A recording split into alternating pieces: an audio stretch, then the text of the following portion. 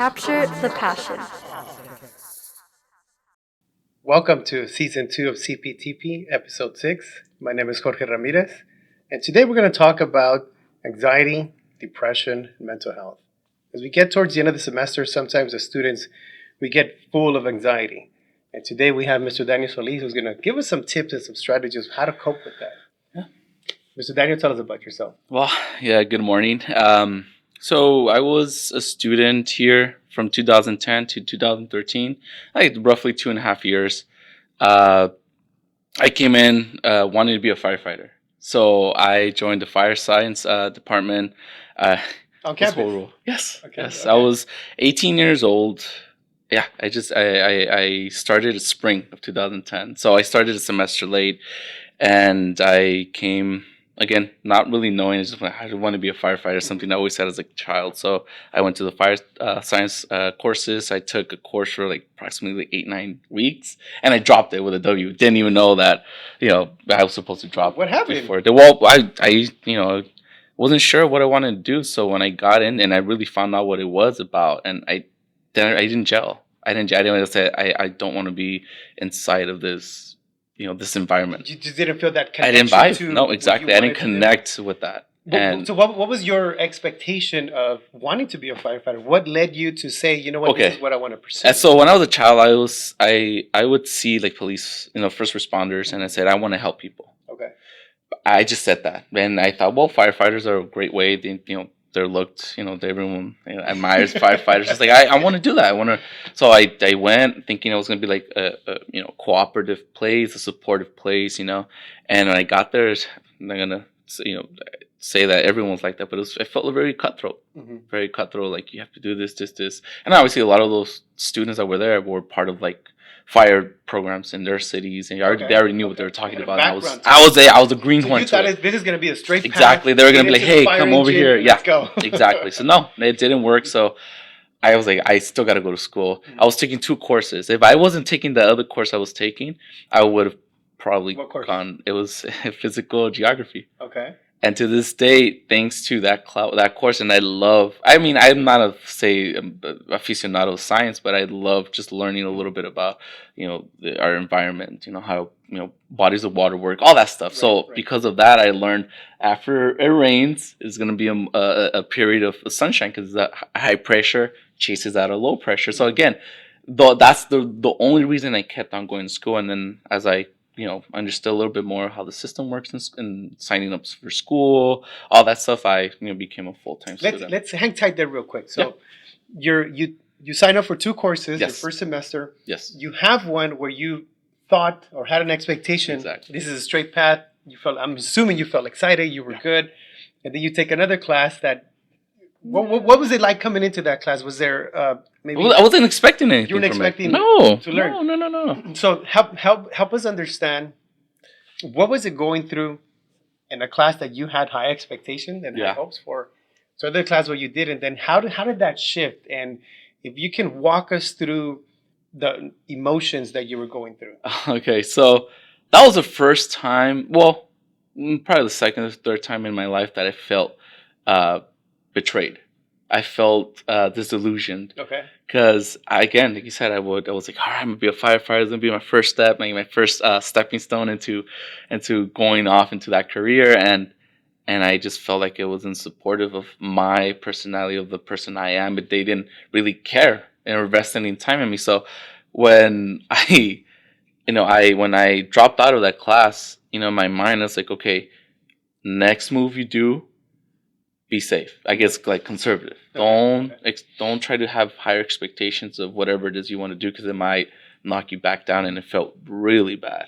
I felt like a failure that semester. But again, I was still clinging on by a pinky with physical geography. And thanks to that class, again, I was able to connect with a lot more of the students. So that saved me from not leaving academia, at such an early age. And then you come back the following semester. Yes. What did you take? It was, like sociology. I took my English class, my writing class. I was horrible at writing and reading. language skills were horrendous. Like I scored, I don't know if they still use that system, but I came out at 30 or 30W. So I had to take lab courses and go and write. And so Placement test, is it? what was that? The placement test? Yeah, I did. Yeah, and so that's the I started taking those well, not the core remedial classes. courses? Yeah, exactly. Yeah, the only one I was pretty proud of was math because I actually came out like college level. So, but besides that, I was just like, you know what? Let's just have safer expectations. I would say, something that you're going to be able to do, and so yeah, I started taking 12 units ever since then. So,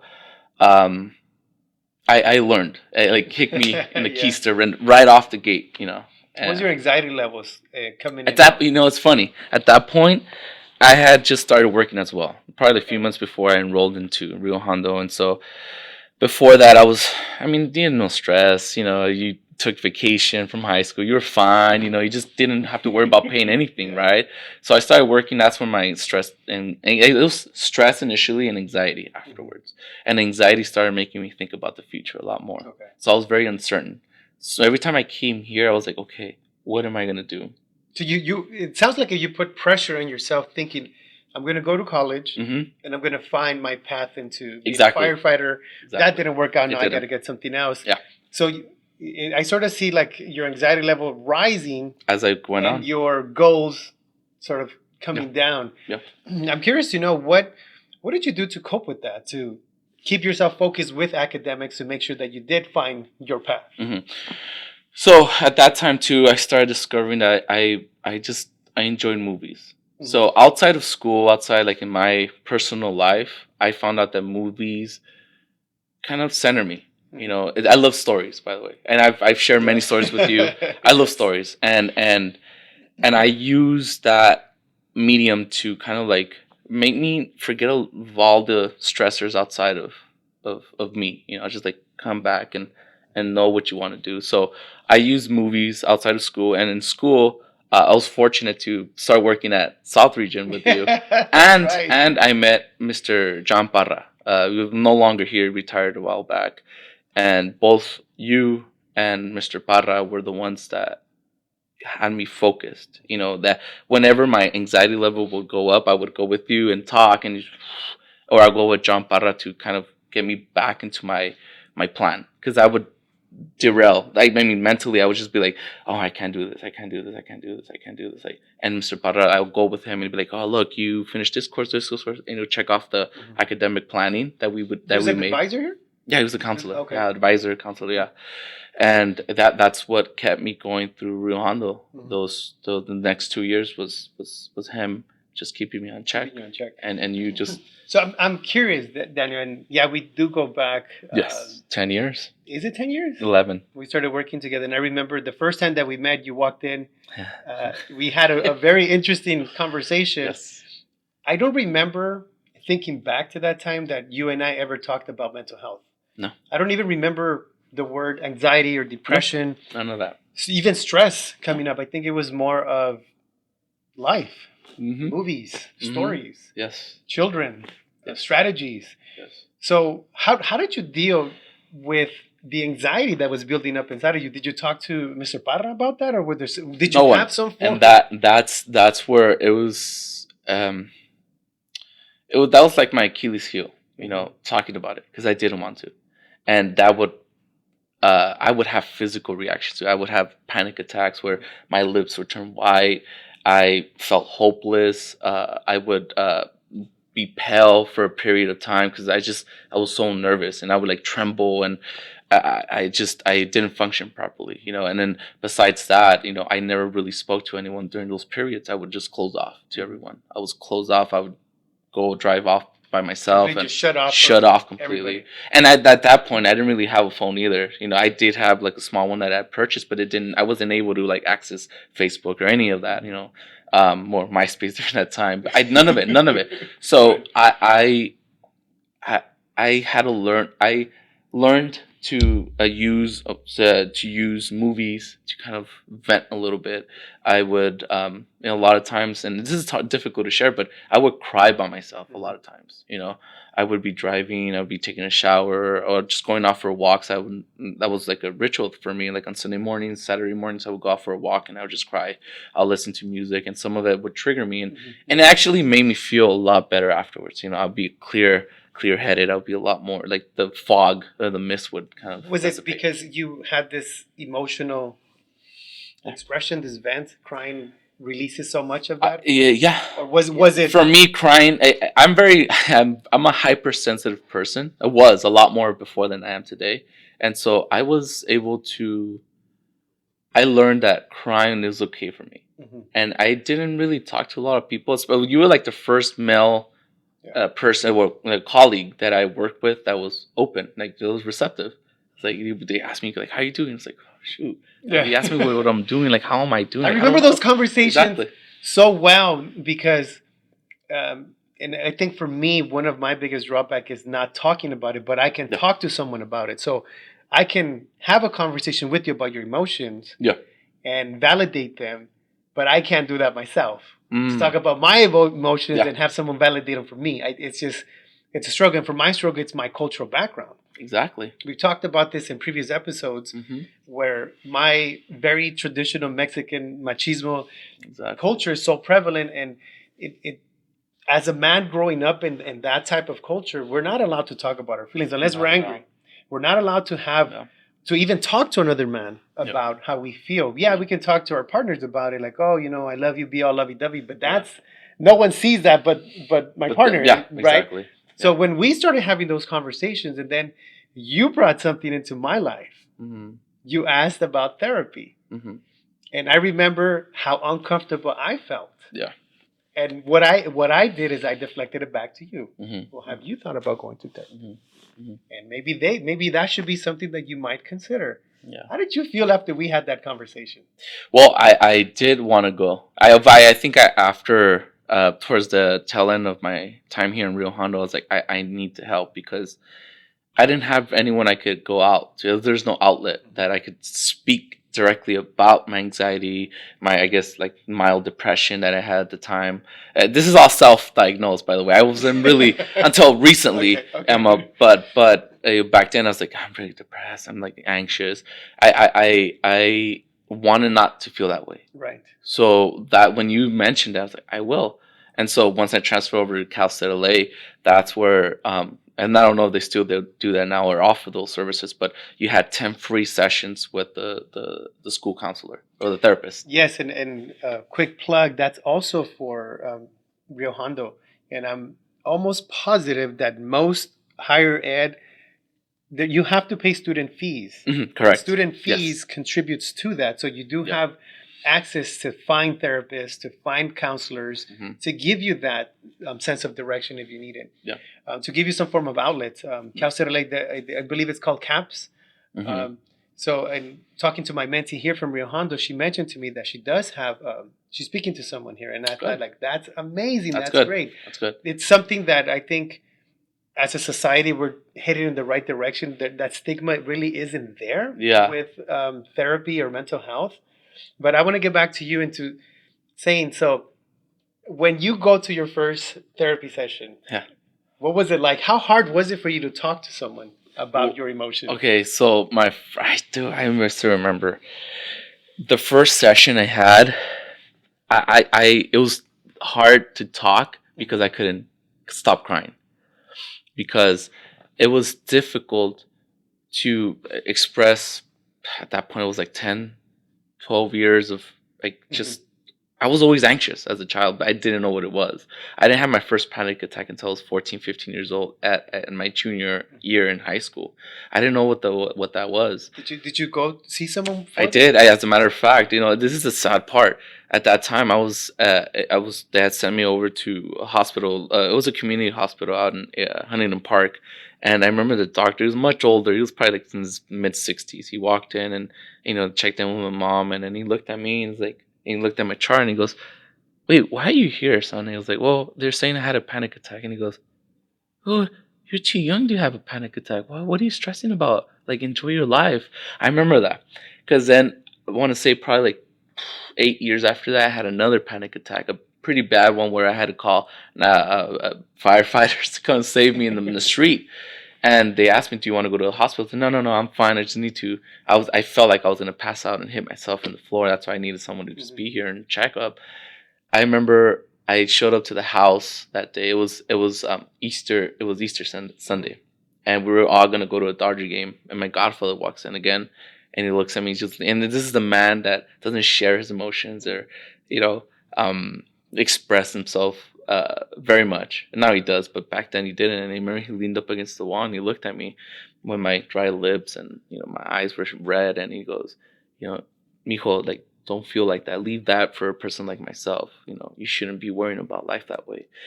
And I think that's the moment that hit me really hard to really start being a lot more responsible and controlling the way I feel and the way I think about the future, about myself. Even though it's still a process now. I mean, I'm not gonna be sitting here and telling you I'm perfect. No, not at all. For anyone that's watching this, I'm still struggling with those things. But I'm able to control it a lot better, manage it, because anxiety is never gonna leave me. It's never gonna leave me. And you touch on a very important point that you go see therapy, they're not going to solve the problems for you. No. And I think that's a misconception that society has, is if I'm going to go see a therapist, they're going to go solve my problems. And that's not the way it works, right? It's not. It's more of an outlet so you can express yourself in a healthy way, and you can learn about yourself and why it's causing you to feel that way. So I'm curious to know, and I have an analogy, but I'll share with you after. Sure. I'm curious to know, now, looking back in hindsight, what do you think triggered all those emotions that led you to get these anxiety attacks? Well, besides me being super sensitive about everything, I think what really, and I was thinking about that too, was like, what was it? Well, it was, I mean, for those that are studying child development, I didn't develop a proper attachment. Besides with my mom, I had a secure attachment, but I wasn't able to attach with anyone outside of my family. So the abandonment of my father, the way he left us, that affected me.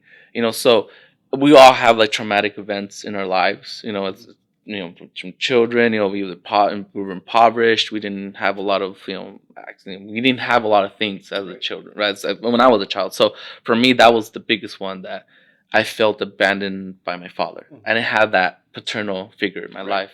Right. And so it was very difficult for me. So instead of being avoidant, as I grew up, I tried to attach too quickly to people, and I was just like clingy, and because I didn't want them to leave me, again, that's for me.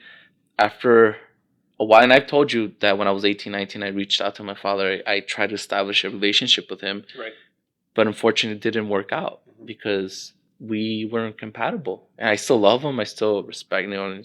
Without him, I wouldn't be here.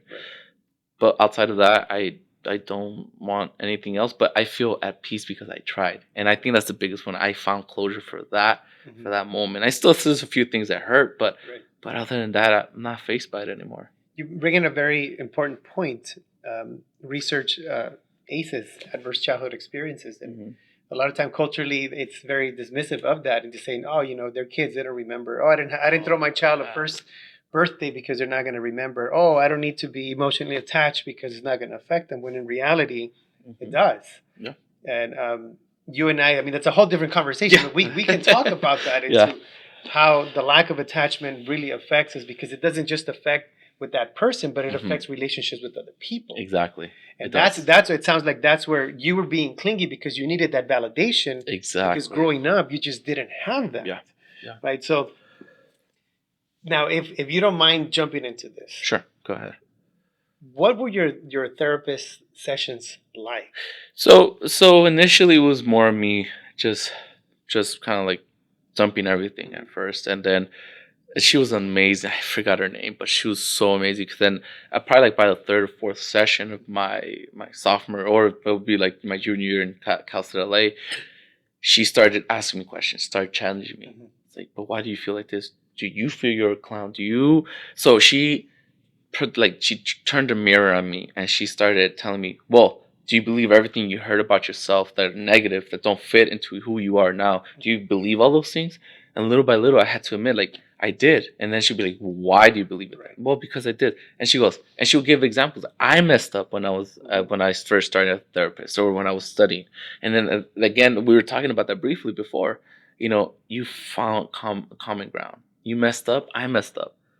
And I think, like I told you, I love stories. And Matthew McConaughey, she was sharing a story about an old buddy of his, a country singer, was having an amazing year. Obviously with the success, he started uh, hanging around with the wrong crowd, and there was a party where I guess this very famous Texas Longhorn coach had attended. And he was talking to Matthew McConaughey when his country singer buddy came in to like the conversation. He had just stepped out of the restroom and he had a little bit of on his nose, and his coach told him like everyone respect him, everyone called him coach, and he goes, "Hey coach," and he goes, "Hey, you have a little bit right here." He was ashamed. It's like, oh my gosh, he's like a person I respect. I could have disrespected him that way. And he said that he found out later on that buddy of his went to the coach's house the following day, and he's just kind of like, "Oh, I'm so sorry, I didn't disrespect you that way." And he goes, "Look, I want you to learn this. I've been around for a long. I think at that point he was already in the 70s. He goes, I've been in with this a long time, and I learned to be able to turn the page in my life. You're stuck in one page and let it go. Turn it. We all make mistakes." Do you think therapy helps you Yes. turn that page Yes. or rewrite Yes. it? So here's the analogy that I have with therapy. And many times people ask, is it worth it? Are they going to solve my problems? What am I going to get out of it? Why should I talk to a stranger about my feelings? I don't even know them. Trust is a big thing.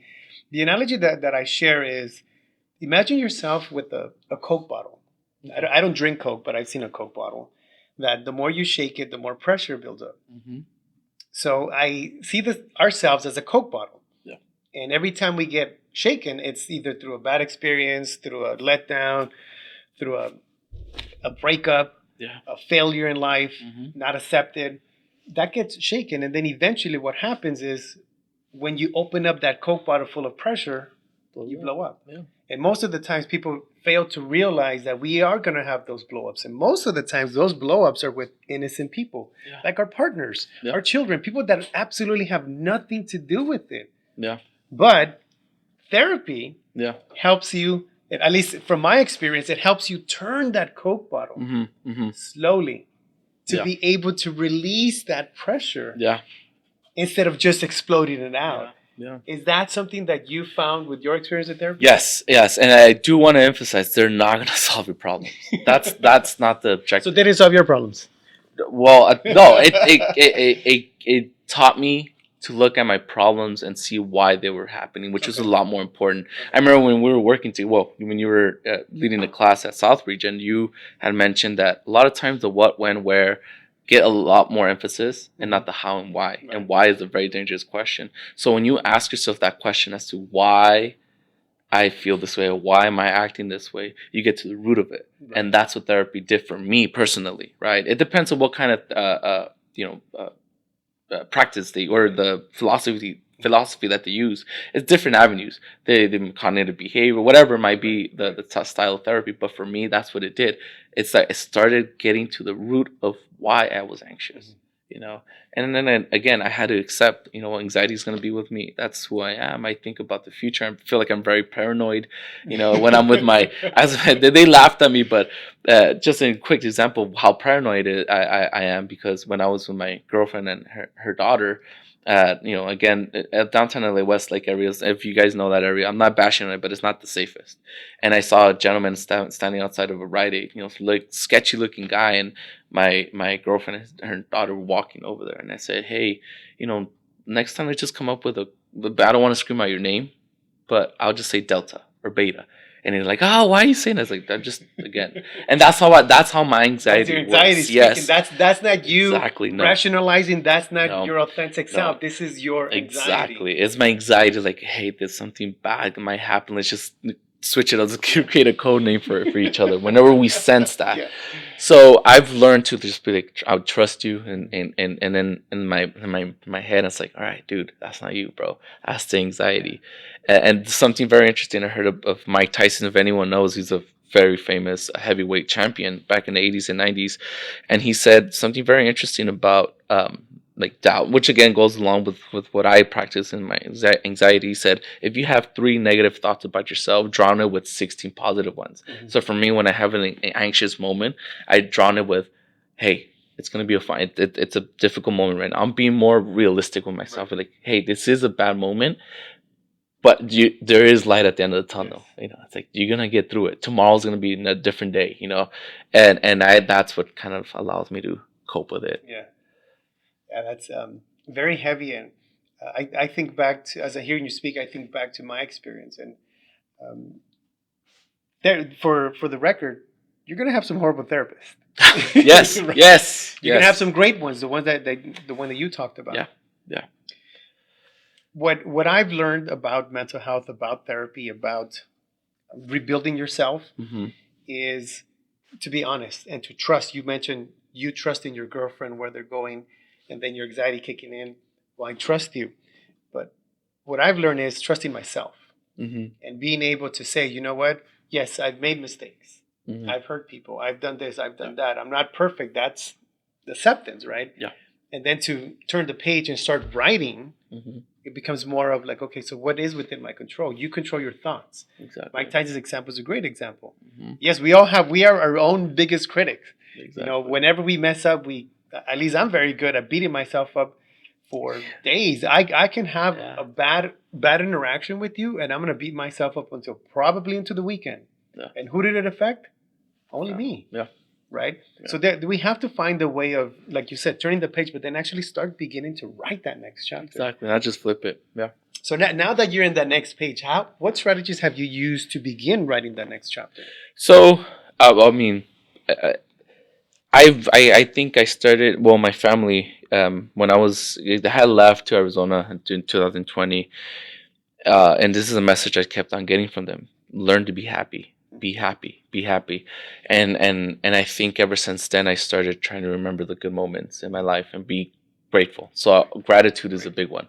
I'm not perfect. I still, when I have moments where it's like, ah, man, this person cut me off and this and that, or I mean, I don't like my job, whatever it might be, I say, you know what, I got a job. I'm able to drive. You know, I'm safe. I have people that care about me. Gratitude is the biggest one for me now. The second one is, again, going back. I think we will sometimes lose connections with ourselves. So it's going back to those things that you found pleasure in doing. So I'm going back to watching movies. And that the beautiful thing is that my girlfriend did never watch the movies, you know. And so I showed her the Batman trilogy, and it was surprising because for me it's just like, oh yeah, you know, like, ooh, let's go, Bruce Wayne.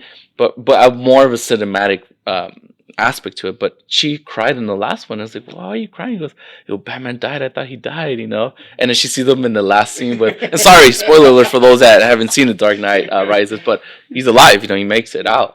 And I rekindled that passion with movies because then I'm showing her all the movies I saw when I was a kid and all the ones that I really enjoyed, and that's what really made me feel. That's helped you. So let's see if we can go back in time and compare your relationships, not just with Yep. your friends or your peers, but with your family as well.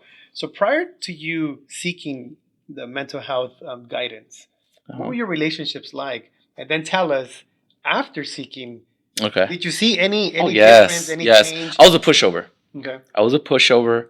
I was easily manipulated. Oh, I want to say that they didn't have the intention to manipulate me, but I guess the best word is a pushover. I was very, again, sensitive and weak emotionally. I had outbursts.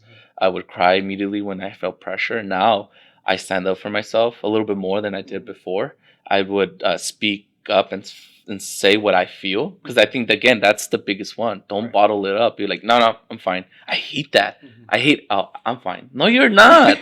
When you say you're fine, we had that many yes, times. or I'm okay. You know, and you've actually told me, then don't say that. Yeah. Say you're not okay. So then I do. Right. So Fair then enough. instead of saying, because sometimes I don't want to share even that, I'll just say, I'm alive. Yeah. Yeah. And Yeah. that helps a lot. You know, it's a lot of the way we share the message, the way we treat ourselves, the way we think about things. That's really helped me. So again, besides rekindling the love for movies and films, I've surrounded myself, and I have a small group now, you know, of people that are supportive and loving and caring. And it's important, don't you think, to have that? My compadre is Edgar. He's huge into saying surround yourself with successful people, and you're going to be Mhm. successful. Mhm. I take that even more into surround yourself with loving people, and you're going to be loving. Surround yourself with whatever you want to be, then that's because they influence you. Yeah. Directly or indirectly, they have some form of influence over you. Exactly. I appreciate you having that circle. So now that you have this circle, you've found a new chapter. You're writing that Mhm. chapter. Mhm. What's your take on cultural awareness of mental health, and Uh, how do you help me have a conversation with my previous generations that mental health can help you? yeah. And if I want it to be helpful, what do I have to do? Am I just going to walk in and just start talking, or what do you advise for me to, one, have a conversation with to develop more social awareness, and two, how do I prep myself to get into that? Well, first of all, it's you have to understand who you are. Mm. Understand that you're not perfect. I've been listening a lot more and learning a little bit more about Stoic beliefs, Stoicism. I don't know if you've heard of Stoic, like a life. It's like a system of beliefs, right? Okay. That everything is in your control, and anything that's not in control, don't worry about it, right? So in a nutshell, right? So for like if we were gonna speak to someone from a previous generation, you know, a lot of the behavior what I've learned too is that whenever we don't express ourselves in an appropriate manner, we do it with actions that might be deemed acceptable at the time. But if we reflect on it, it might have been by like for example, my family, they drank a lot. And they thought it was socially okay to do it, That was but your they were coping. drunks, yeah. Yeah. But they're lit. I mean, let's to be honest, they were drunks. Mhm. You know, now me, I don't drink that often. I do, but I do it when I'm with other people, Mhm. and so we have to look at those behaviors and be like, that's not okay to be drinking 3-4 times out of the week. It's not okay that you don't want to go back home and want to work 12 hours a day. Right. It's not okay. Right. You know, but it always falls down on the person. I can't make you change. I'm not gonna make you change, Right. but I'm gonna present you the information to be able to at least for yourself and tell yourself, be like, you know what? Yeah, I don't want to be like this. The biggest one is being exposed to a life. I'm not gonna say that's perfect, that's better than yours, but that's healthy. And then be like, oh, you know what? I do like the way they talk. Hey, they're not shouting at each other. Like, how come they're not doing that?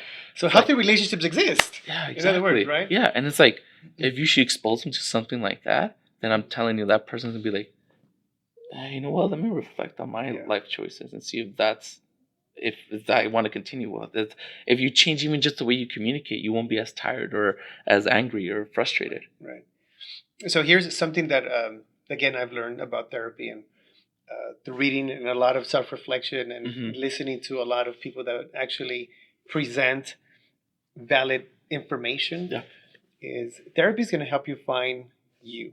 Exactly. The example is I went to a therapist and the therapist kept asking about me, made me feel very uncomfortable. Yeah. And here I am like, well, this is why I'm here. I'm trying to figure this out. I'm asking you so you can help Yeah. me. But the therapist obviously doesn't know me. So um, the more that we're reflecting on ourselves, Mhm. the more that we ask about why we behaved or why our behaviors Yeah. were conducted a certain way, you get to the core of you. Mhm. And the question was, is that a good thing? And I said, well, what's in the core of the earth? You have all these minerals that help you understand earth. Yeah. What's in the core of you? The Mhm. core inside of you is who you really are. And the more you understand that, then I think the better person you can be. Mhm. So with that said, do you think that you have become not the best, but a better version of you because you were able to get these resources? Yes. Yes. As a matter of fact, I look forward to that day that I feel at peace with myself. I heard this just a few days ago that security, or actually a few weeks ago, that the best sense of security is not outside. It's not your job. It's not your career. It's not school. Nothing. It's the security inside yourself. And the proverb that I shared once in one of those presentations about anger was, the enemy outside can harm you if you have no enemy inside of you. And again, it comes back to me. Like, I have to be at peace. I have to acknowledge I'm going to make mistakes, and I'm going to say things that are going to hurt. But retroactively, or being proactive, and be like, you know what, I messed up. So one of the things I always tell myself, well, first of all, like, one of the things I use is I make fun of myself. That's helped me not be too serious. I'm bald, this and that. And working with kids makes you be honest. I'm being serious. Like, I've had kids who are like, oh, like, where's your hair? It's like, and I feel insecure, but I'd be like, it's falling off. But I've owned it. Make fun of I make fun of myself to a certain extent, obviously, and just reminding myself that I will die one day. We're not gonna be perfect, and I'm not that important. Obviously, I say it because I don't want to, I don't want to belittle myself too much, but I say it because I want to be humble. Humility is the big one, and that's a big one. And quickly, you talked about anger, and I've been very fortunate enough to hear that presentation of yours about anger. Yeah, and I hope that's another topic for a later conversation. Hopefully, yes. So as a student, yes, obviously you came in thinking, here's my straight path, I got it, firefighter, it's all good. Yeah. I'm going to feel validated by society because I'm doing all these good things, because you needed that validation. Exactly. And it took you in a whole different path that I'm sure you didn't imagine. Nope. But now you're sitting here, you're finding yourself, you're accepting it, you're owning yourself, more importantly, because you found resources. Throughout our conversation, you talked about anxiety, you talked about depression, you talked about going back into all these emotions that you've bottled in, and found a way to have a positive outlet. Yes. So for our audience that's out there listening, it might have some form of connection with that, or might even be experiencing that. Yeah. What message do you have for them to help them at least be receptive to the idea that, hey, things can change for you? Yeah. Yeah. Well, so I'll leave this off with something that was like a revelation for me when I was in Arizona. I said, and I was driving, it just popped up in my head. It's you'll never live a perfect life or always do the right thing, but you could say the right thing at the perfect time for someone else. And it hit me because I'm not perfect and I wanted to be someone else, right? But I also say, like, I'm important. I'm here for a reason. It might be for someone else, that might having a horrible day, and I just go like, hey, good morning, right?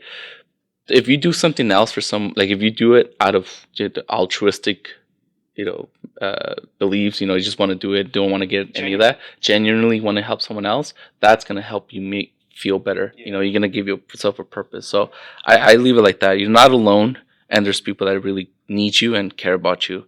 And another one is, don't be a fool, because if you're a fool, if you believe that the problems you're living haven't been lived by the people in the past. Right. So I leave it at that. Thank you so much, Daniel. Very, very wonderful conversation. My pleasure. For those of us that feel that we need to have some form of special intervention, or we need some form of professional help, please make sure that you check out the link below. We'll provide some resources for you. Daniel, thank you so much for your time. My pleasure. Appreciate it. My pleasure. And hopefully we can do this again. Of course, yes. Until next episode, everybody. Thank you. Capture the passion.